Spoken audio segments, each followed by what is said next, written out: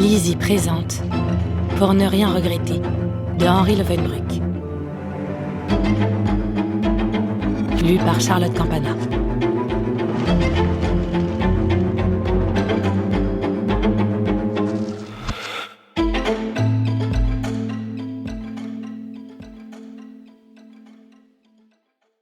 Bonjour, c'est Henri Leeuwenbruck. Préparez-vous à découvrir l'incroyable destin de Vera, héroïne hors norme qui, grâce à sa différence, son intelligence et la force de ses convictions, va bousculer la vie de la petite ville de Providence et, qui sait, peut-être aussi la vôtre.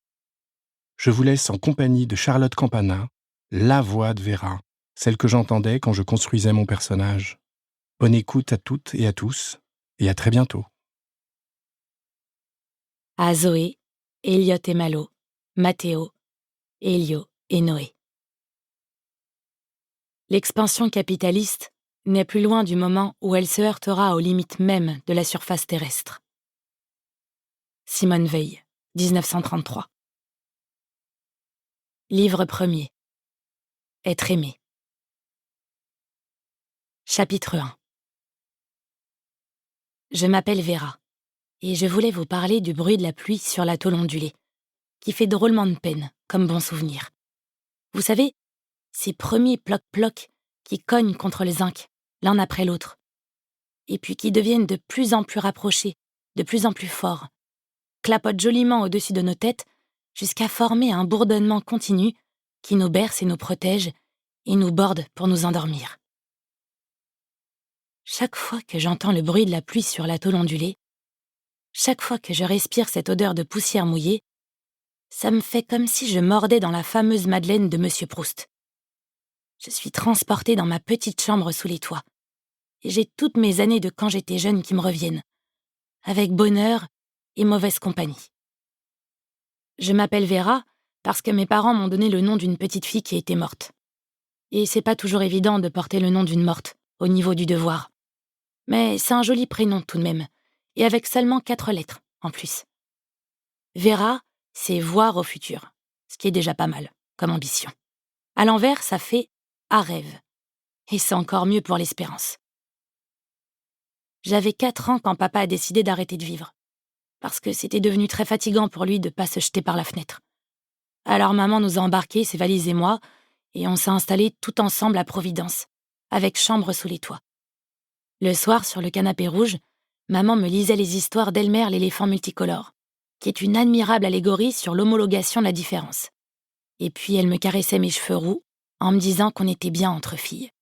Mais je voyais pas trop pourquoi ça la faisait pleurer, puisqu'on était bien. Je me souviens pas vraiment de papa. Son nom, c'était Mani, ce qui, dans une langue vraiment très ancienne, veut dire le bijou. C'est bien aussi. Je me rappelle surtout les photos de lui. Le seul souvenir que je revois, c'est moi qui me fais piquer par une guêpe et qui court, dans je sais pas quel jardin, et j'ai une jupe écossaise qui gratte, et je crie « Papa !» en tendant les bras vers lui. Parfois, j'aimerais pouvoir encore crier « Papa !» et tendre les bras vers lui, mais ça sert à rien. Ma mère, elle s'appelait Melaine, et elle était drôlement belle, comme neurasthénique.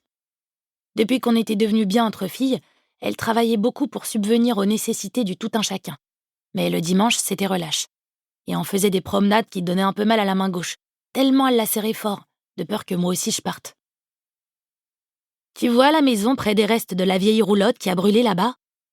C'est là qu'habitait la petite fille qui est morte et qui s'appelait comme toi. » Elle m'a expliqué un jour qu'on marchait au milieu de l'enclave, le quartier qui longeait la voie ferrée. Une autre fois, elle m'a raconté que le grand frère de la petite fille qui était morte, il s'appelait Bohème, qu'il était le meilleur ami qu'elle et papa avaient eu de toute la vie, que c'était même pour ainsi dire leur frère, et que d'ailleurs, c'était pour le rejoindre en premier que papa avait sauté par la fenêtre sans sommation. Et c'est en mémoire de Bohème qu'on était venu vivre à Providence entre filles. C'était la première fois que quelqu'un me parlait de lui. Et plus tard, j'ai lu ses carnets et j'ai eu l'impression qu'il était mon grand frère à moi aussi. Et il faut avouer que je m'exprime un peu comme lui en mimétisme, sans le vouloir exprès, mais j'en dirai pas plus parce que ça me fait des boules dans la voix et des aiguilles très désagréables du côté du cœur. Tout ça faisait que je connaissais déjà pas mal de gens morts, pour une gamine toute neuve. Parfois, J'avais l'impression de marcher au milieu d'une grande forêt de fantômes, et ça laissait plein de vide à remplir dans la vie de maman. Faut pas croire, ça m'empêchait pas de trouver le bonheur de midi à ma porte. C'est vrai, notre appartement, il était sacrément étriqué à l'intérieur, avec 22,3 mètres carrés, sous pente comprise. Mais à l'extérieur, ma parole, il était très spacieux, alors je passais beaucoup de temps dans son dehors. J'aimais bien me promener toute seule dans Providence. On est plus souvent d'accord quand on est toute seule. Les gens demandaient à maman pourquoi j'avais pas d'amis, et alors elle avait l'air de s'excuser en disant que c'était la faute de Monsieur Asperger. Je savais pas qui c'était, ce salaud qui empêchait les petites filles d'avoir des amis. Mais en vérité, ça m'allait très bien comme ça, merci beaucoup.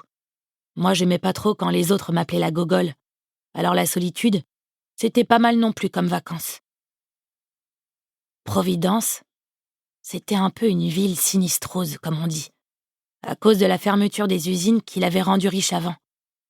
Dans les années glorieuses, ils avaient construit très vite des palanquets de maisons en bois toutes pareilles, sur des terrains en rectangle bien alignés, pour accueillir les vagues de travailleurs immigrés à bas prix. Et quand on n'avait plus eu besoin d'eux, et qu'ils étaient devenus des chômeurs assistés, et qu'on leur avait demandé de rentrer dans leur pays... Nous espérons que vous avez apprécié cet aperçu. Pour continuer à écouter ce livre audio sur Google Play Livres, utilisez le lien dans la description de la vidéo.